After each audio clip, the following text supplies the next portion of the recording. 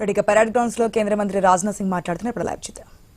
भारत सरकार में गृह राज्य मंत्री श्री बांदी संजय कुमार जी, यहां के सांसद लोकप्रिय सांसद श्री एटला राजेंद्र जी, सचिव संस्कृति विभाग भारत सरकार श्री विवेक अग्रवाल, महानिदेशक सीआरपीएफ श्री ज्ञानेंद्र प्रताप सिंह एवं यहां मौजूद हमारे सीएपीएफ के सभी बहादुर जवानों एवं अधिकारीगण, भाइयों एवं बहनों, जोहार तेलंगाना, अंदर की नमस्कारम। मेरे बहनों भाइयों, सबसे पहले मैं आप सभी को और समस्त देशवासियों को हैदराबाद लिबरेशन डे की हार्दिक बधाई देता हूं। आज का यह दिन भारतीय इतिहास का एक गौरवशाली अध्याय है। साथियों, आज के अवसर पर मैं भारत के पहले होम मिनिस्टर और देश के लौह पुरुष सरदार वल्लभ भाई पटेल की स्मृति को भी शीश झुकाकर नमन करता हूं, जिन्होंने भारत को एकता के सूत्र में बांधा एवं देश की अखंडता को सुनिश्चित किया है। साथ ही मेरे साथियों, विशेष रूप से सीएपीएफ सेना के जवान और इस भव्य और शानदार समारोह में जो उपस्थित हमारे सीएपीएफ के जवान और हमारे पूर्व सेना के अधिकारी और सीएपीएफ के अधिकारी, सबको मैं हार्दिक बधाई देता हूं।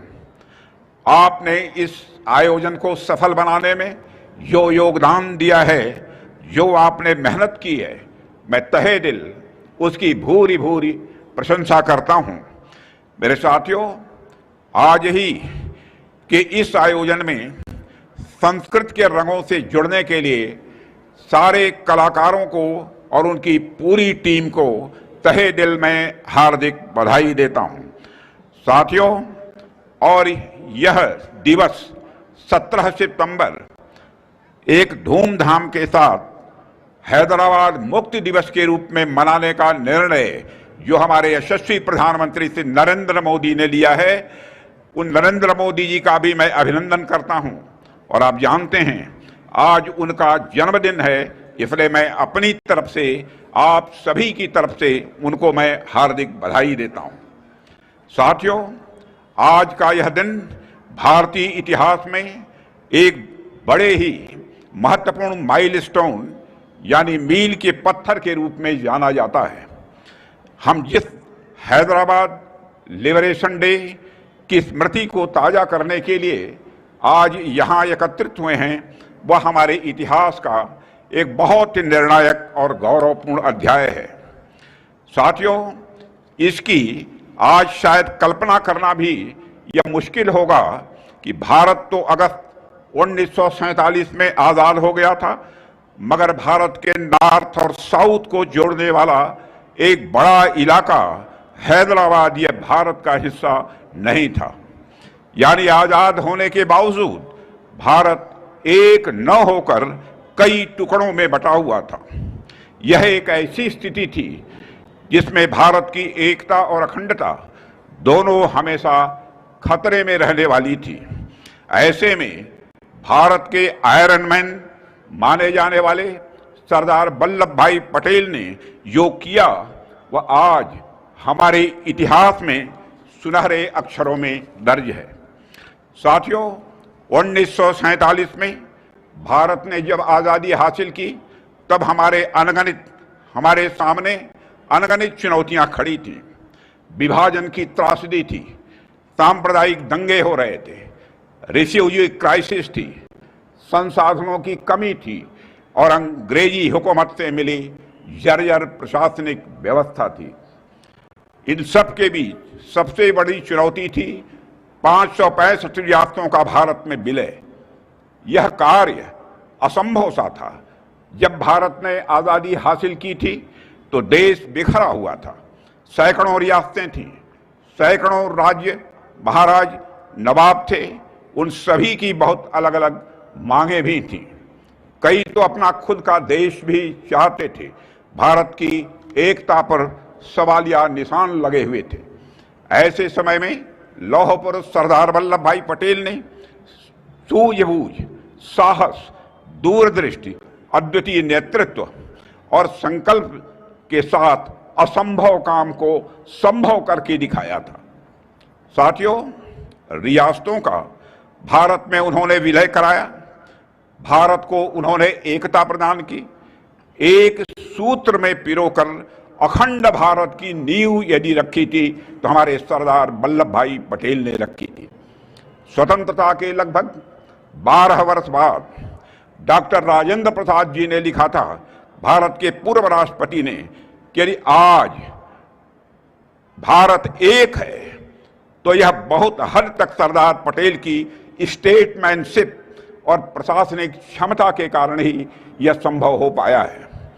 गांधी जी का मानना था कि रियासतों की समस्या इतनी कठिन थी कि इसे केवल सरदार पटेल ही सुलझा सकते थे।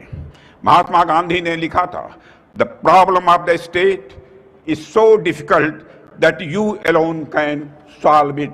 सरदार वल्लभ भाई पटेल के प्रति महात्मा गांधी का इतना बड़ा विश्वास था। गांधी जी का आकलन अंततोगत्वा सही साबित हुआ।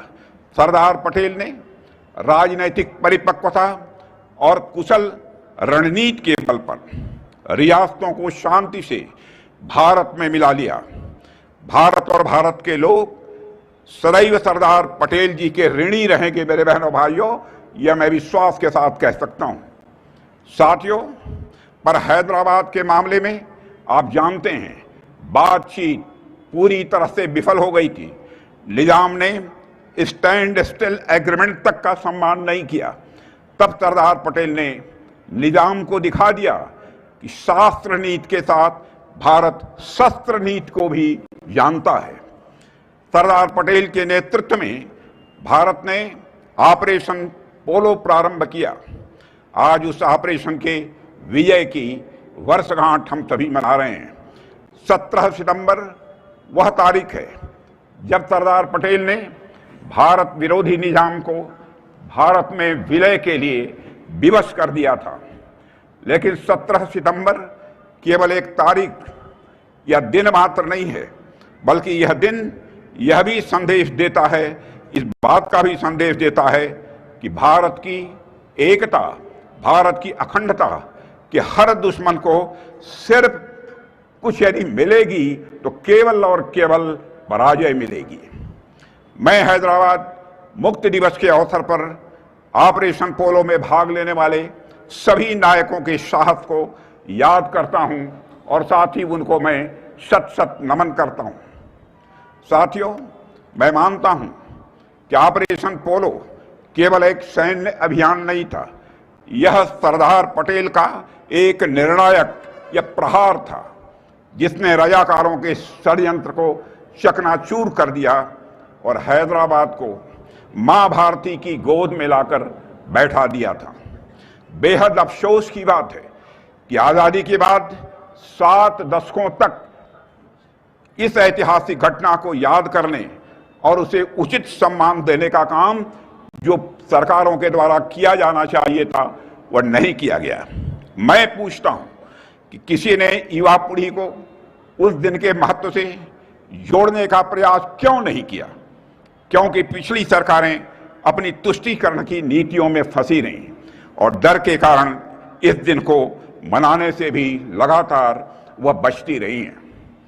भाइयों और बहनों, क्या यह सच नहीं है कि रजाकारों ने एक समुदाय हिंदुओं पर सबसे भीषण अत्याचार किए? हिंदू और मुसलमान, चाहे किसी भी धर्म का मानने वाला कोई भी क्यों न हो, भारत ने कभी भी किसी के साथ कोई भेदभाव नहीं दिखा। हमारे देश के ऋषि और मनीषियों ने सारे विश्व को यही संदेश दिया है कि यत् पिंडे तत् ब्रह्मांडे, जो पिंड में है वही ब्रह्मांड में है, जो जड़ में है वही चेतन में है, जो छोटे में है वही बड़े में है, जो सूक्ष्म में है वही विवर्त में है, जो मेरे में है वही तेरों में है, तेरे में है। साथियों, कर्नाटक के बीदर जिले के एक गांव जिसका नाम गोरटाबी है, रजाकारों के आतंक का मैं मानता हूं कि वह एक जीवंत उदाहरण है। यह गांव रजाकारों की बर्बरता का शिकार बना वहां 200 से अधिक हिंदुओं को कतार में खड़ा करके पूरी निर्ममता से मौत के घाट उतार दिया गया। गांवों की बहनों और माताओं की अस्मिता को तार तार किया गया। लूटपाट और हिंसा का तांडव हुआ। उस समय रजाकारों की एक कहावत भी प्रचलित थी कि बामन को लूटो, बनियों को काटो, आपस में सब बांटो। पूरे समाज की एकता को वह तार तार कर देने पर आमादा थे। रजाकार किसी भी सभ्य जीवन के मूल्यों के खिलाफ लगातार वह खड़े थे। मैं कहना चाहता हूं मेरे बहनों भाइयों, रजाकारों का आतंक लगभग पहलगाम के आतंक के समान ही था, जहां लोगों से धर्म पूछकर उन्हें मारा गया। पहलगाम में हुआ आतंकी हमला भी रजाकारों की तरह भारत के सामाजिक सौहार्द पर एक करारा प्रहार था मेरे बहनों भाइयों। लेकिन जैसे 1948 में रजाकारों की साजिश पटेल की लौह इच्छा शक्ति के आगे ढह गई थी, वैसे ही आज भी पाकिस्तान प्रायोजित आतंकवाद और उसके एजेंट भी असफल हुए हैं। भारत ने इस हमले का करारा जवाब दिया है। हमने यह साबित कर दिया है ऑपरेशन सिंदूर के माध्यम से कि भारत की संस्कृति हजारों वर्षों से विभिन्नताओं को जोड़ती आई है और यही हमारे भारत की सबसे बड़ी ताकत है। मैं स्पष्ट कहना चाहता हूं मेरे बहनों भाइयों कि जब हम रजाकारों की बात करते हैं तो हमारा आशय किसी समुदाय के लोगों से नहीं है, क्योंकि 21 अगस्त 1948 को यह उर्दू दैनिक इमरोज के संपादक पत्रकार सुएबुल्लाह खान ने निजाम से भारत में विलय की मांग का समर्थन किया तो रजाकारों ने उनके भी हाथ काट डाले थे मुस्लिम होने के बावजूद, और उन पर गोलियां भी दागी थी। अगले ही दिन उनकी मौत हो गई। यह घटना इस बात का प्रमाण है मेरे साथियों कि रजाकार केवल हिंदुओं के ही नहीं बल्कि भारत समर्थक हर आवाज के वक्त दुश्मन थे। इसलिए जब हम रजाकारों की बात करते हैं तो हमारा मतलब उस सोच से है जो भारत की आत्मा के खिलाफ है, जो सर्वधर्म संभाव के विचार को नहीं मानती है। मेरे बहनों भाइयों, हैदराबाद के मामले में जब रजाकारों का सरगना कासिम रिजवी दिल्ली में सरदार पटेल से मिला तो उसने कहा, हम आखिरी दम तक लड़ेंगे और मर जाएंगे पर भारत से किसी भी सूरत में नहीं जुड़ेंगे।